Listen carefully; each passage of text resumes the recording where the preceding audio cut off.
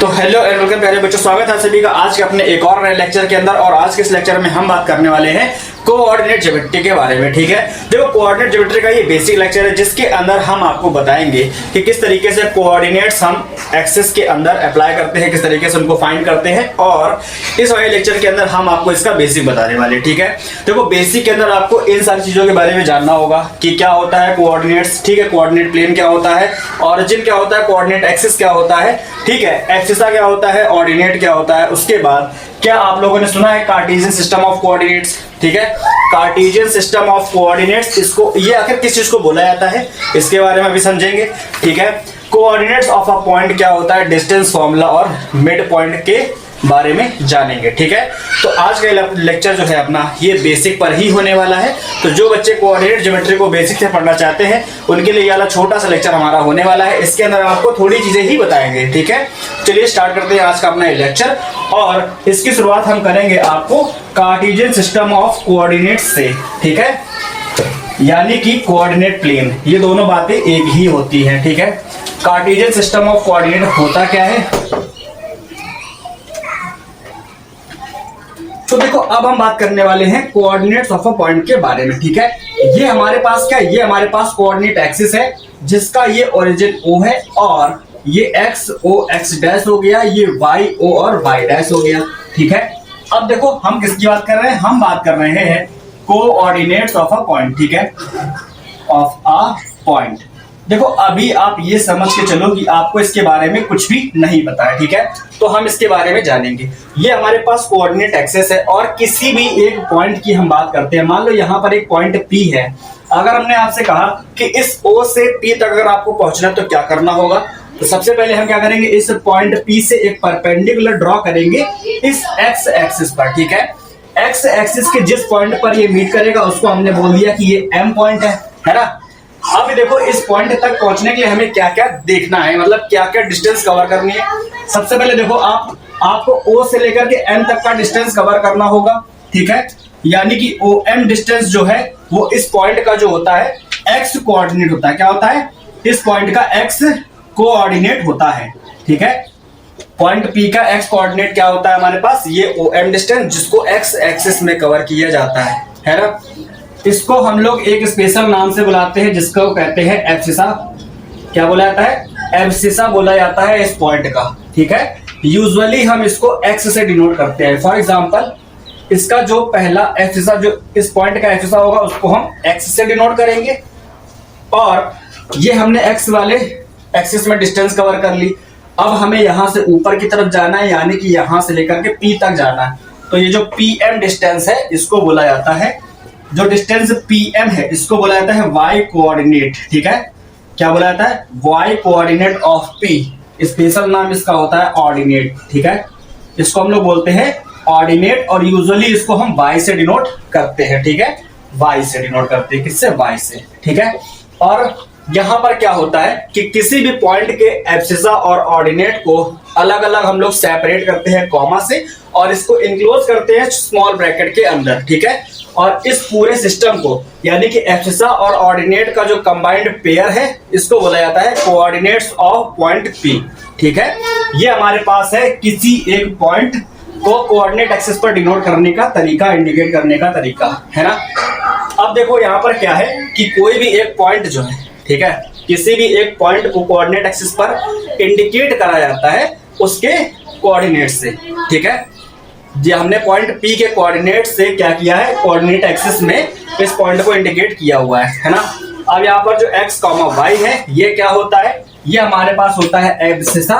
क्या होता है, ये होता है एब्सिसा और इसको बोलते हैं ऑर्डिनेट। ठीक है, और इसका एक और नाम है, इसको बोलते हैं x कोऑर्डिनेट और इसको बाद वाले को बोलते हैं y कोऑर्डिनेट। यहाँ पर लिख दिया गया है। ठीक है, ध्यान रखने वाली बात यह है कि हमेशा एब्सिसा जो है वो y से पहले ही लिखा जाएगा। ठीक है, यानी कि x कोऑर्डिनेट पहले, y कोऑर्डिनेट बाद में। जो डिस्टेंस कवर करी गई है x एक्सिस में वो पहले लिखी जाएगी, जो डिस्टेंस कवर करी गई है y एक्सिस में वो बाद में लिखी जाएगी। इतना आपको ध्यान रखना है। ठीक है, तो क्या होता है एब्सिसा, क्या होता है ऑर्डिनेट, हिंदी में भुज और कोटि बोला जाता है अगर कोई बच्चा हिंदी वाला देख रहा है तो। ठीक है, बाकी ये तो मेरे ख्याल से सिंपल था, आप लोगों को समझ में आ गया होगा। ठीक है, देखो कोऑर्डिनेट्स पता चल गए। अब साइन कन्वीनियंस के अंदर आप लोगों को क्या देखना होगा, साइन कन्वीनियंस के अंदर आपको पता होना चाहिए कि अगर हम ये जो ओरिजिन दिख रहा है ओ, ठीक है, ओ से राइट में अगर जाएंगे, ठीक है, एक्स की डायरेक्शन में जाएंगे तो पॉजिटिव है, और पॉजिटिव अपवर्ड जाएंगे, मतलब राइट में और अपवर्ड अगर जाते हैं तो हम पॉजिटिव वैल्यूज लेंगे। ठीक है, और अगर हम लेफ्ट साइड में जाते या फिर डाउनवर्ड जाते हैं, चाहे वो इधर लेफ्ट में जाओ चाहे इधर लेफ्ट में जाओ, है लेफ्ट साइड जाओ और डाउनवर्ड जाओगे तो हम क्या करेंगे, नेगेटिव वैल्यूज लेंगे। क्या लेंगे, नेगेटिव वैल्यूज, चाहे वो एक्स की हो या फिर वाई की हो। ठीक है, ये आपको ध्यान रखना है। साइन कन्वीनियंस के अंदर अगर हमने कहा कि कोई पॉइंट पी यहां पर है, देन उसके कोऑर्डिनेट्स क्या होंगे, तो उसके कोऑर्डिनेट्स होंगे -x, -y। ठीक है, क्या होगा, -x, -y। क्यों, क्योंकि इस वाले पूरे रीजन के अंदर, इस पूरे प्लेन में जितने भी पॉइंट्स होंगे सबके देखो सारे के सारे लेफ्ट में है और डाउनवर्ड में भी है, यानी कि इसका एब्सिसा भी नेगेटिव और ऑर्डिनेट भी नेगेटिव होगा। ठीक है, तो साइन कन्वीनियंस के अंदर आपको देखना है कि जो फर्स्ट वाला है उसके अंदर क्या है कि हमारा x कोऑर्डिनेट भी पॉजिटिव है, y कोऑर्डिनेट भी पॉजिटिव है, यानी कि जितने भी पॉइंट होंगे उसके अंदर प्लस और प्लस की वैल्यूज होंगी। सेकंड वाले के अंदर अगर हम देखते हैं, सेकंड कोऑर्डिनेट के अंदर, तो इसके अंदर क्या है कि हमारा जो x कोऑर्डिनेट है वो क्या है, x वाला तो लेफ्ट में जा रहा है तो x वाला हो गया नेगेटिव, लेकिन यहाँ पर जो y वाला है वो ऊपर जाएगा, अपवर्ड। ठीक है, y की जो डिस्टेंस होगी यहाँ पर अपवर्ड जा रही है ना, यहाँ पर जो पॉइंट यहाँ कहीं होगा तो अपवर्ड डायरेक्शन में है, यानी कि पॉजिटिव है। ठीक है, इधर अगर इस पूरे प्लेन में अगर कोई भी पॉइंट होगा तो वो तो लेफ्ट साइड में भी है और डाउनवर्ड में भी जाएगा, तो इस वाले रीजन में जितने पॉइंट्स होंगे वो नेगेटिव होंगे, यानी कि माइनस, -x, -y। ठीक है, यानी कि इसके अंदर अगर कोई पॉइंट लिखा है तो -3, -4 इस टाइप का होगा। ठीक है, इस वाले रीजन की बात करते हैं तो यहाँ पर x पॉजिटिव है और y नेगेटिव है, यानी कि प्लस माइनस फॉर्म में होगा। तो ये है कोऑर्डिनेट एक्सिस के अंदर साइन कन्वीनियंस, जिसको हमने आपको दिखाया है फर्स्ट, सेकंड, थर्ड और फोर्थ सारे कोऑर्डिनेट्स के अंदर। ठीक है, तो ये हमारे पास साइन कन्वीनियंस का हो गया। आप लोगों को अगर ये नहीं पता है कि ऑरिजिन के कोऑर्डिनेट्स क्या होते हैं तो ये आप लोग अच्छे से जान लो और इसको ध्यान में रखना, क्योंकि यहाँ पर 2 नंबर लाइंस के जो ऑरिजिन होते हैं वो कोइंसाइड कर रहे होते हैं, इसलिए इसका जो कोऑर्डिनेट होता है वो होता है 0,0। ठीक है, ऑरिजिन के अगर कभी भी कोऑर्डिनेट्स की बात करी जाए तो 0,0 होते हैं, बाकी किसी भी पॉइंट्स के कोऑर्डिनेट आपको गिवन होंगे। ठीक है, तो ये था हमारे पास बेसिक। अब हम जानते हैं डिस्टेंस फॉर्मूला के बारे में। ठीक है, कि आखिर डिस्टेंस फॉर्मूला क्या होता है। कोऑर्डिनेट्स ज्योमेट्री के अंदर डिस्टेंस फॉर्मूले का बहुत रोल है और इसके ऊपर क्वेश्चंस भी आते हैं, थोड़े ट्रिकी क्वेश्चन आते हैं। ठीक है, जिसके अंदर आपको कुछ ना कुछ सोचना पड़ेगा और सॉल्व करोगे। ठीक है, तो कोऑर्डिनेट एक्सिस के अंदर डिस्टेंस फॉर्मूला को हम समझते हैं। ठीक है, अब देखो कोऑर्डिनेट एक्सिस में एक पॉइंट को कैसे रिप्रेजेंट किया था ये तो आप लोगों ने जान लिया, लेकिन कोऑर्डिनेट एक्सिस के अंदर अगर 2 पॉइंट्स हमें गिवन है, फॉर एग्जांपल ये हमारे पास हो गया। ठीक है, देखो अगर मान लो कोई ये पॉइंट ये P है और ये कोई पॉइंट Q है। ठीक है, तो अगर मान लो यहां पर हमें दिया गया है x1, y1, इसका मतलब क्या है कि P पॉइंट के जो कोऑर्डिनेट्स है वो हमारे पास x1, y1 है और जो पॉइंट P के कोऑर्डिनेट्स है वो x2, y2 है। ठीक है, आपको पता है कि x पहले रहेगा y बाद में रहेगा, तो इन दोनों के बीच का जो डिस्टेंस होता है उसको फाइंड करने के लिए हमें डिस्टेंस फॉर्मूले की जरूरत पड़ेगी। ठीक है, यानी कि यहां से लेके यहां तक की डिस्टेंस क्या है तो वो फॉर्मूला आप जान लो क्या होता है। हमारे पास डिस्टेंस फॉर्मूला, उसको डिराइव यहाँ पर नहीं करेंगे क्योंकि डिराइव करेंगे तो लेक्चर फालतू में लेंदी हो जाएगा। ठीक है, तो हम फॉर्मूला डिराइव नहीं करेंगे। डिस्टेंस फॉर्मूला बहुत ईजी होता है, उसको आप लोग कुछ इस तरीके से समझ सकते हो, x1 माइनस x2 का whole square, x1 minus x2 का whole square plus y1 minus y2। ठीक है, क्या रखना है, x1 minus x2, y1 minus y2, इतना ध्यान रखना। ठीक है, तो x1 माइनस x2 का whole square plus y1 minus y2 का होल स्क्वायर और इस पूरे ऊपर लगा दो रूट। ये हमारे पास होता है distance formula for any 2 points. ठीक है, यानी कि कभी भी हमको किसी भी 2 पॉइंट्स की इसका डिस्टेंस फाइंड करना है तो हम इस फॉर्मूले की हेल्प से फाइंड कर पाएंगे। ठीक है, इसके ऊपर एक छोटा सा क्वेश्चन देख लो, हमारे पास क्या है, कहा गया फाइंड द डिस्टेंस बिटवीन, हमारे पास 2 पॉइंट्स है, माइनस का 8/5, 2, एक पॉइंट ये हो गया हमारे पास और दूसरा है 2/5 कॉमा 2, ठीक है। ये हमारे पास दो पॉइंट से कहा गया इनके बीच का डिस्टेंस फाइंड करो, ठीक है। क्वेश्चन आपके पास इस तरीके से आएगा और ये एक बोर्ड का क्वेश्चन भी है, ठीक है। तो इस तरीके के क्वेश्चन को कैसे किया जाएगा, तो इसी के अंदर देखो यहीं पर हम क्या करेंगे, जो पहला पॉइंट है ये वाला, ठीक है, पहला आप किसी को भी मान लो, दूसरा किसी को भी मान लो, इसको दिखेंगे x1 y1 लिख सकते हैं, मतलब हमने ये लेट कर लिया, और ये है x2 y2, ठीक है। डिस्टेंस फॉर्मूला आपको लिख देना सबसे पहले, तो डिस्टेंस फॉर्मूला क्या होता है, x1 माइनस x2 का whole square plus y1 minus y2 का होल स्क्वायर, है ना। ये होता है डिस्टेंस फॉर्मूला। डिस्टेंस फाइंड करने के लिए x1 का वैल्यू है माइनस का 8/5, ठीक है, और x2 का वैल्यू क्या है 2/5, माइनस पहले से लगा है, ये हो गया, इसका कर दिया होल स्क्वायर, प्लस y1 का वैल्यू क्या है 2, माइनस y2 का वैल्यू भी 2 का होल स्क्वायर, ठीक है।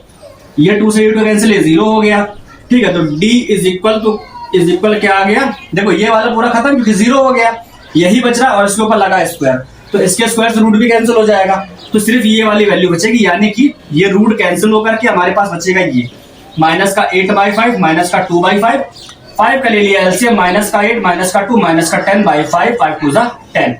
तो डिस्टेंस का वैल्यू आया -2, लेकिन कभी भी डिस्टेंस क्या होती है, नेगेटिव नहीं होती है, तो हम यहाँ पर लिखेंगे d is equal to 2 unit, ठीक है। ये हमारे पास क्या डिस्टेंस है, इस तरीके से फाइंड किया जाएगा, ठीक है। एक छोटा सा और क्वेश्चन कर लो, हमारे पास एक क्वेश्चन है, लिखा है हमारे पास पॉइंट गिवन है a plus B comma a minus B, ये हमारे पास एक पॉइंट है, और दूसरा पॉइंट हमारे पास a माइनस बी और माइनस a माइनस बी, ठीक है। ये हमारे पास दूसरा पॉइंट है। इस पॉइंट के लिए हमें क्या करना है, इस पॉइंट a और इस पॉइंट b के बीच का डिस्टेंस फाइंड करना है, ठीक है। लिखा find the distance for the points this, है ना।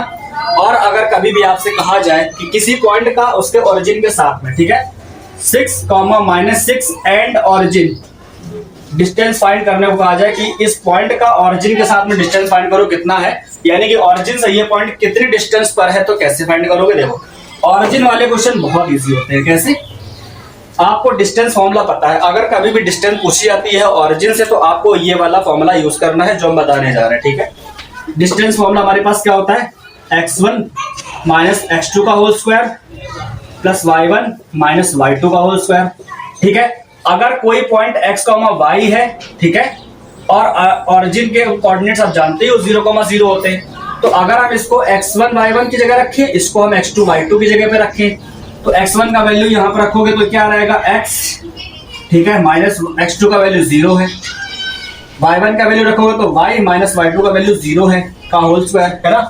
तो 0 खत्म, यहाँ पर हो जाएगा x का स्क्वायर, यहाँ पर 0 खत्म, ये हो जाएगा y का स्क्वायर। डिस्टेंस हमारे पास क्या आ गई, रूट के अंदर x square plus y square ये आया, है ना। तो कभी भी किसी भी पॉइंट का ओरिजिन के साथ में डिस्टेंस फाइंड किया जाता है, तो आपको सिंपली क्या करना है, डिस्टेंस फाइंड करने के लिए रूट लगाना है और इसके दोनों कोऑर्डिनेट्स का स्क्वायर करके सम कर देना है, ठीक है।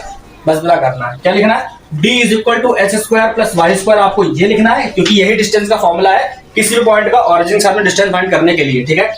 अब हम डिस्टेंस फाइंड करेंगे तो इसके दोनों कोऑर्डिनेट्स का 6 का स्क्वायर हो जाएगा 36 और माइनस इसका स्क्वायर भी 36 हो जाएगा, ठीक है, और दोनों को ऐड कर देंगे तो ये हो गया 72, 72 को लिखेंगे 36 2 जा 72, ठीक है, ये हो गया 72 हो गया, और 72 को हम लोग लिख सकते हैं 36 2 जा, है ना। 36 जो होता है 6 का स्क्वायर होता है, बाहर आ जाएगा तो 6√2 यूनिट हमारे पास डिस्टेंस आ जाएगी, है ना। तो इस तरीके से हमारे पास डिस्टेंस फॉर्मूला और ये होता है। इसके क्वेश्चंस काफी सारे आते हैं। अगर देखो इसके अंदर क्या है, आप लोगों को चीजें जानने की जरूरत पड़ेगी कि अगर कभी भी कहा जाए कि देखो अभी इसके अंदर आप लोग आगे पढ़ने वाले हो कोलिनियर के बारे में, ठीक है, कि अगर कोई तीन पॉइंट्स कोलिनियर है तो आप कैसे उसको प्रूफ कर सकते हो। फॉर एग्जांपल मेरे पास ए, बी और सी ये 3 पॉइंट्स हैं, ठीक है, और कहा गया कि प्रूफ करो कि A, B and C are collinear, मतलब एक ही लाइन पर लाई करते हैं, ठीक है। देन इसको फाइंड करने का तरीका क्या, देखो आगे चल के आप लोग पढ़ोगे एरिया ऑफ ट्राइंगल, उसमें आप लोग इसको सीखोगे, ठीक है, लेकिन उसके अलावा डिस्टेंस फॉर्मूले की हेल्प से भी इसको सॉल्व किया जा सकता है। कैसे, देखो डिस्टेंस फॉर्मूले के अंदर करना क्या होता है कि अगर आपको कोई भी 3 पॉइंट्स को कोलिनियर प्रूफ करना है, देन क्या करो कि कोई 2 डिस्टेंस फाइंड कर लो। मतलब आपको क्या करना है, तीनों पॉइंट्स के लिए डिस्टेंस फाइंड करनी। फॉर एग्जांपल ABC 3 पॉइंट्स है, तो आपको AB फाइंड करना होगा, BC फाइंड करना होगा और CA फाइंड करना होगा, ठीक है। और किन्हीं भी 2 का सम तीसरे वाले के इक्वल होना चाहिए, ठीक है। यानी कि इसकी डिस्टेंस और इसकी डिस्टेंस का सम किस वाले की डिस्टेंस के इक्वल होना चाहिए। AB और BC का जो सम है वो AC के इक्वल अगर आ गया, ठीक है, किन्हीं भी 2 डिस्टेंस का सम तीसरे वाले के इक्वल आ गया, देन हम बोल सकते हैं कि ये 3 पॉइंट्स क्या है, कोलिनियर है, ठीक है। ये पहला पॉइंट है। सेकंड पॉइंट है कि अगर हमें प्रूफ करना है कि जो गिवन फिगर है वो हमारे पास एक स्क्वायर है, ठीक है। क्वेश्चन के अंदर अगर कोई फिगर हमको गिवन होता है और कहा जाता है प्रूफ करो कि ये एक स्क्वायर है, तो इसको आप नाम दे दोगे ABCD और सारी डिस्टेंस फाइंड कर लोगे, ठीक है। AB फाइंड करोगे, BC CD और DA चारों फाइंड करोगे और चारों ही इक्वल आती हैं, देन हम बोल सकते हैं कि ये एक स्क्वायर है। लेकिन इसके अलावा आपको क्या ध्यान रखना है, इसके अलावा आपको ये ध्यान रखना है कि इसके डायगोनल भी इक्वल होते हैं, ठीक है।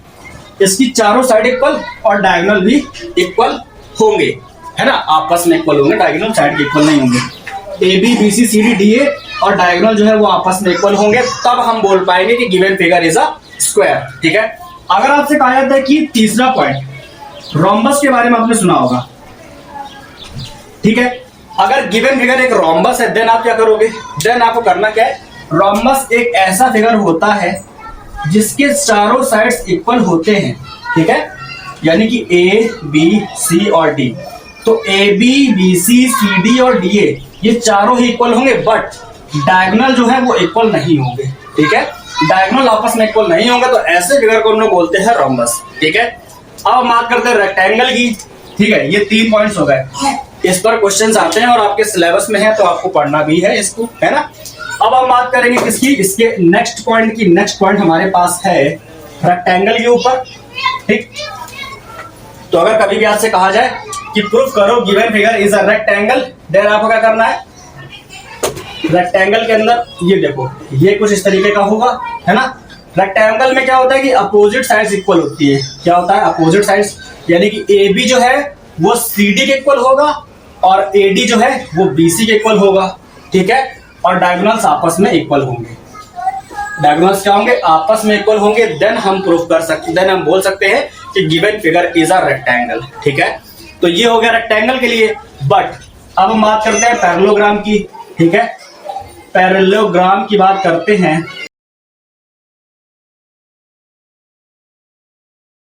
इसके अंदर क्या होता है, देखो पैरेललोग्राम एक ऐसी फिगर होती है जिसकी अपोजिट साइड्स तो इक्वल होती है बट डायगोनल इक्वल नहीं होते, ठीक है। पैरेललोग्राम यानी कि ABCD ये एक पैरेललोग्राम है। तो प्रूफ कैसे करोगे, अगर आपने AB को CD के इक्वल ला दिया, AD को BC के इक्वल ला दिया, देन बट डायगोनल जो है वो इक्वल ना हो, डायगोनल आपस में इक्वल ना हो, देन हम बोल सकते हैं given figure is a parallelogram, ठीक है। तो ये हमारे पास कुछ पॉइंट्स है जिसको आप डिस्टेंस फॉर्मूले की हेल्प से प्रूफ कर सकते हो। हमने टोटल कितने पॉइंट्स के बारे में बात करी, 5 पॉइंट के बारे में। पहला तो कोलिनियर है, फिर रेक्टेंगल है, रोम्बस है और कोलिनियर है, स्क्वायर है, रोम्बस है, रेक्टेंगल और पैरेललोग्राम है, ठीक है। तो इतनी सारी चीजों के जानने के बाद में भी अब आप लोग एक चीज और जान सकते हो, वो क्या हमारे पास, तो अब हमको एक और मोस्ट इंपोर्टेंट चीज के बारे में बताने वाले हैं कि अगर कोई पॉइंट किसी एक्सिस पर गिवन है, देन उसके कोऑर्डिनेट्स क्या होंगे, ठीक है। कि coordinates of a point if point lies on axis, ठीक है। अब कोऑर्डिनेट एक्सिस के किसी भी, मतलब कहने का मेरा ये है कि कोऑर्डिनेट एक्सिस पर अगर कोई भी पॉइंट लाई करता है, देन उसके कोऑर्डिनेट्स क्या होंगे ये जाने, ठीक है। तो हमारे पास ये हो गया कोऑर्डिनेट एक्सिस, ठीक है। XO X dash, YO Y dash, ठीक है। देखो ध्यान देने लायक बात क्या है कि कोऑर्डिनेट एक्सिस पर अगर कोई पॉइंट लाई करता है, फॉर एग्जांपल ये X एक्सिस है, इस पर अगर कोई पॉइंट यहाँ पर होगा, देन क्या होगा कि अगर X एक्सिस पर कोई एक पॉइंट है तो उसका जो Y कोऑर्डिनेट है, मतलब क्या उसका जो ऑर्डिनेट वाला पार्ट है वो 0 होगा, ठीक है। वैल्यू होगी कि इस वाले में और ये वाला 0 होगा, ठीक। X एक्सिस के किसी भी पॉइंट की बात कर रहे हैं, राइट में जाओगे तो प्लस में रहेगा, लेफ्ट में आओगे तो यहाँ पर मान लो कोई पॉइंट अगर दिया गया है एक्सिस के ऊपर तो माइनस का x होगा और y वाला 0 होगा, ठीक है। ऐसे में अगर बात करते हैं y एक्सिस पर, तो y एक्सिस पर अगर कोई पॉइंट होगा अपवर्ड डायरेक्शन में तो उसके कोऑर्डिनेट्स होंगे 0, y फॉर्म में, मतलब 0,2, 0,3, 5 ऐसे होंगे, और अगर डाउनवर्ड जाओगे, ओरिजिन से डाउनवर्ड जाओगे वाई एक्सिस पर ही, तो इसके कोऑर्डिनेट्स क्या होंगे 0, -y। ठीक है, 0, -y, 0, -5 इस तरीके से होंगे हमारे पास इसके कोऑर्डिनेट्स, है ना। ये हमने क्यों बताया आपको, ये हमने आपको इसलिए बताया ताकि जब इसके ऊपर क्वेश्चन आए तो आप लोग आराम से कर पाओ। ठीक है, हमारे पास एक छोटा सा क्वेश्चन है इसी टॉपिक पर, सेम इसी कॉन्सेप्ट पर एक क्वेश्चन है। क्वेश्चन हम आपके सामने लिख देते, देखो क्या है। ठीक है, तो ये हमारे पास क्वेश्चन है, देखो यहाँ पर क्या लिखा है। इस वाले क्वेश्चन के अंदर कहा गया है कि the ordinate of a point A on Y axis is 5। ठीक है, हमको यहाँ पर कोई एक पॉइंट नहीं दिया गया, एंड बी हैज कोऑर्डिनेट -3, 1। हमको एक ये पॉइंट दिया गया है, यानी कि इस पॉइंट के कोऑर्डिनेट दिए गए, बी पॉइंट के कोऑर्डिनेट दिए गए हैं, और पॉइंट ए के कोऑर्डिनेट नहीं दिए गए। पॉइंट 8 के अंदर हमसे कहा गया है कि इसका जो ऑर्डिनेट है वो वाई एक्सिस पर है 5। ठीक है, अगर वाई एक्सिस पर कोई पॉइंट है तो मतलब क्या है कि उसका जो एब्सिसा वाला पार्ट है वो 0 होगा। ठीक है, और जो ऑर्डिनेट वाला पार्ट है उसकी वैल्यू यहाँ पर क्या है 5 है। ठीक है, यानी कि पॉइंट ए अगर वाई एक्सिस पर है तो उसके कोऑर्डिनेट क्या है 0, 5 है। इस क्वेश्चन में ऐसा कहा गया। ठीक है, और एक पॉइंट बी है जिसके हमारे पास कोऑर्डिनेट ये है -3, 1। मतलब कि बी हमारे पास सेकंड वाले कोऑर्डिनेट के अंदर यहाँ कहीं पे होगा -3, 1। ठीक है, इस तरीके से हो गया। Find the length of A B, हमको यहाँ से यहाँ तक की डिस्टेंस फाइंड करनी है। ठीक है, तो इस तरीके क्वेश्चन के अंदर आपको बस पॉइंट निकालने हैं, बाकी दो पॉइंट्स के बीच में डिस्टेंस कैसे फाइंड करी जाती है ये तो आप लोग सीख चुके हो, है ना। इसका पॉइंट नहीं गिवन था, पॉइंट हमको मिल गया 0, 5 हो गया। बी पॉइंट ये है, डिस्टेंस फाइंड करोगे रूट के अंदर कैसे, x1 - x2 यानी कि 0 माइनस का 3 तो ये हो जाएगा +3 का whole square, plus y1 - y2 यानी कि 5 - 1 का होल स्क्वायर। ठीक है, इसका स्क्वायर करोगे ये हो जाएगा 9, यहाँ पर 5 - 1 4 के आसपास 16। ठीक है, दोनों को सॉल्व करोगे रूट 25 बाहर निकालोगे 5 यूनिट आंसर। ठीक है, 5 यूनिट्स आंसर होगा इस वाले क्वेश्चन का। ठीक है, तो इस तरीके से किया जाएगा ये वाला क्वेश्चन। अब एक चीज और जान लो कि अगर किसी पॉइंट की, मान लो ये पॉइंट है 4, 5। ठीक है, और हमने मान लो इसको नाम दिया P। अब हमारे पास जो मेन कॉन्सेप्ट है वो इस बात पर है कि अगर पूछा जाए कि एक्स एक्सिस से कितनी डिस्टेंस पर वाला पॉइंट है। ठीक है, क्वेश्चन हमसे पूछेगा find the distance of the point from X axis from Y axis. ऐसे अगर कहा जाएगा देन क्या करोगे। ठीक है, हमने आपसे कहा कि find the distance of point 4, 5 from Y axis. ठीक है, तो आपको सिर्फ इतना बताना है कि ये वाई एक्सिस से कितना डिस्टेंस पर है। मतलब इसका मतलब ये है कि वाई एक्सिस से इतनी डिस्टेंस, हमको ये वाली डिस्टेंस बतानी। ठीक है, वाई एक्सिस तो ये है ना, इस वाले एक्सिस से अगर इस पॉइंट तक जाना है तो हमको इतनी डिस्टेंस कवर करनी होगी ना। और ये जो डिस्टेंस है ये क्या है, ये है इसका एब्सिसा। ठीक है, ये क्या है, इस वाले पॉइंट का एब्सिसा वाला पार्ट जो है वो वाई डिस्टेंस से इस पॉइंट की डिस्टेंस है। वाई एक्सिस से लेकर के इस वाले पॉइंट तक की डिस्टेंस को बोलते हैं हम एब्सिसा। ठीक है, और अगर कहा जाए कि इस वाले पॉइंट की डिस्टेंस एक्स एक्सिस से कितनी है तो हम बात करेंगे इसके ऑर्डिनेट की। ठीक है, यानी कि इस पॉइंट की वाई एक्स एक्सिस से जो डिस्टेंस है वो रियलिटी में हमें क्या बता रही है कि ऑर्डिनेट पूछा जा रहा है। तो इस वाले पॉइंट का जो ऑर्डिनेट है वो क्या है, वो है 5। ठीक है, तो जब कभी भी पूछा जाए distance of the point from Y axis तो हम एक्स वाले पार्ट को लिख देंगे, ये हमारा आंसर हो जाएगा। Distance of the point from X axis तो हम वाई वाले पार्ट को लिख देंगे, ये हमारा आंसर हो जाएगा। ठीक है, यानी कि 5 हमारा एक्स एक्सिस से डिस्टेंस है। ठीक है, किसकी, इस पॉइंट की। ठीक, तो ये हमारे पास हो गए कुछ कॉन्सेप्ट जिसके बारे में हमने चर्चा करी है। आपको डिस्टेंस फॉर्मूले के बारे में बताया, देखो काफी सारी चीजें और भी बता सकते थे इसके अंदर। ठीक है, हम इसके अंदर आपको मिड पॉइंट बता सकते थे, सेक्शन फॉर्मूले के बारे में बता सकते थे, और इसके बाद एरिया ऑफ ट्राइंगल बता सकते थे। ठीक है, लेकिन जितने कॉन्सेप्ट के बारे में हमने आपको बताया है उनके ऊपर सबसे पहले तो आप लोग क्वेश्चन सॉल्व करो कुछ बहुत। ठीक है, इसके बाद हम इसका छोटा सा लेक्चर बना देंगे जिसके अंदर क्या करेंगे कि आपको जो इंपॉर्टेंट क्वेश्चन बोर्ड में पूछेगा उनके ऊपर एक लेक्चर लाएंगे जिसके अंदर आपको बोर्ड में पूछेगा क्वेश्चंस मिलेंगे और आप उसको सॉल्व करके अच्छे से अपना तैयारी कर पाओगे। ठीक है, तो देखो इस वाले लेक्चर के अंदर मैं आपको जो जो बताया है, ठीक है, इन सभी कॉन्सेप्ट को आपको नोट कर लेना है कॉपी में ध्यान से। और आप लोगों ने पढ़ा होगा तो और अच्छी बात है, नहीं पढ़ा है तो भी इसके अंदर आप लोग जान गए होंगे। अब अपने बुक से जितने भी क्वेश्चन है डिस्टेंस फॉर्मूले के ऊपर फिलहाल उनको सॉल्व करो। इसके जस्ट बाद आपको लेक्चर मिलेगा जिसके अंदर हम बात करेंगे मिड पॉइंट की और सेक्शन फॉर्मूले के बारे में। ठीक है, तो वो वाला लेक्चर भी बहुत इंपॉर्टेंट है, आपको वो वाला लेक्चर जरूर देखना चाहिए। ये वाला लेक्चर अगर आपको समझ में आया, अच्छा लगा तो इसको लाइक करो, अपने दोस्तों के साथ में शेयर भी करो। ठीक है, आप भी पढ़ो, अपने दोस्तों के साथ में मिलकर के पढ़ो, और बोर्ड एग्जाम आने वाले हैं, तैयारी अच्छे से करना। चलिए अब आज के लेक्चर के लिए इतने ही रखते हैं, मिलते हैं नेक्स्ट लेक्चर में नए टॉपिक के साथ। तब तक के लिए गुड बाय, टेक केयर, जय हिंद, मौज करो और पढ़ते रहो। जय हिंद, जय भारत।